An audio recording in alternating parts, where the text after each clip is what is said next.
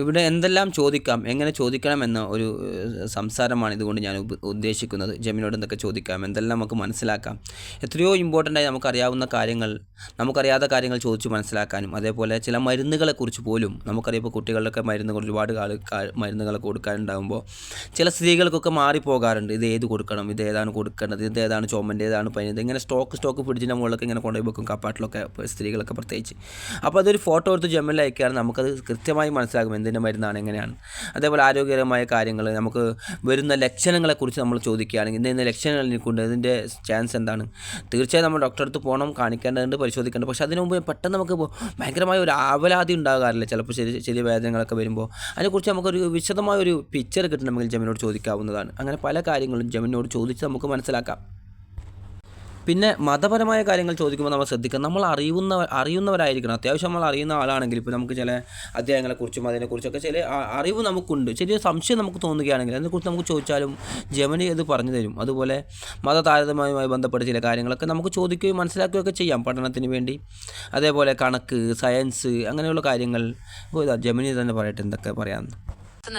Parenting, അതുമായി ബന്ധപ്പെട്ട് ദാമ്പത്യ ജീവിതത്തിൽ ഉണ്ടാകുന്ന മാറ്റങ്ങളും വളരെ കൃത്യമായി മനസ്സിലാക്കേണ്ട ഒരു അറിവാണ്.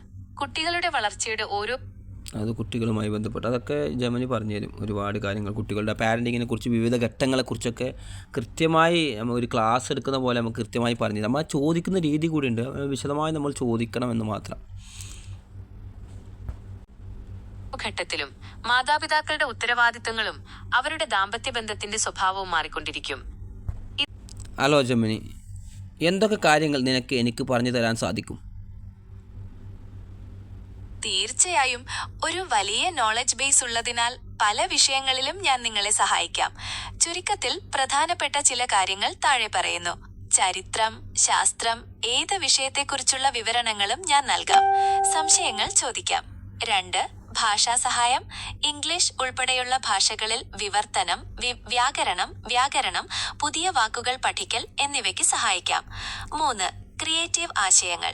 കവിതകൾ ഉണ്ടാക്കാനും പ്രസംഗങ്ങൾക്കോ പോസ്റ്റുകൾക്കോ വേണ്ട ആശയങ്ങൾ കണ്ടെത്താനും ഞാൻ കൂടെയുണ്ടാകും. ഏത് വിഷയത്തിലാണ് ഇപ്പോൾ സഹായം വേണ്ടത്?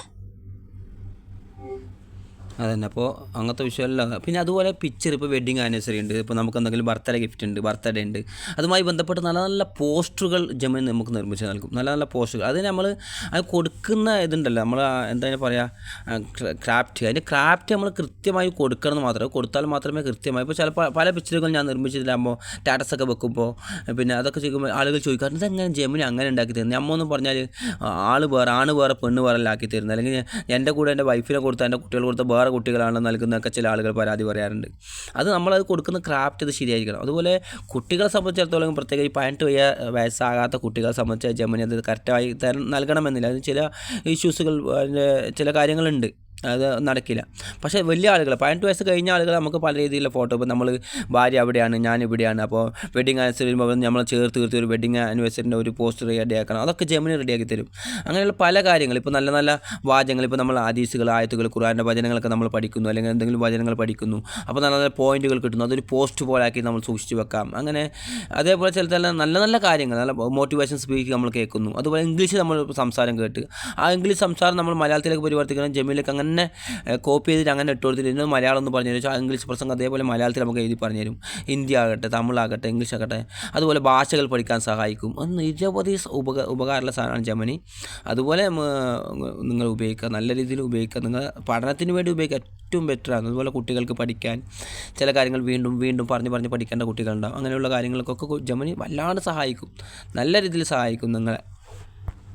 പക്ഷേ ഇതൊരു AI ആണ്, തെറ്റുപറ്റാമെന്ന് മനസ്സിലാക്കണം. അപ്പോൾ ചില കാര്യങ്ങൾ നമുക്ക് അറിഞ്ഞിരിക്കണം. അതുപോലെ നമുക്ക് മെല്ലെ ചോദിക്കുക, ജെമിനിക്ക് തെറ്റ് പറ്റുമോ?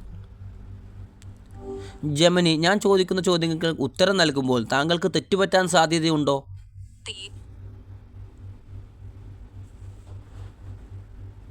ഇന്ന് കുവൈത്തിൽ മഴയ്ക്ക് സാധ്യത വളരെ കുറവാണ്.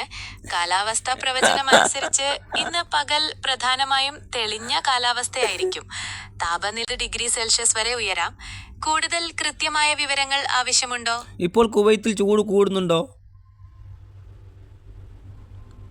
അതെ, കുവൈത്തിൽ നിലവിൽ താപനില കൂടി വരികയാണ്. വേനൽക്കാലം അടുത്തതിനാൽ ചൂട് ക്രമാതീതമായി വർദ്ധിക്കുന്നുണ്ട്. അതാകുമ്പോൾ വ്യക്തമായി ചോദിക്കണം, അതാ കാര്യം.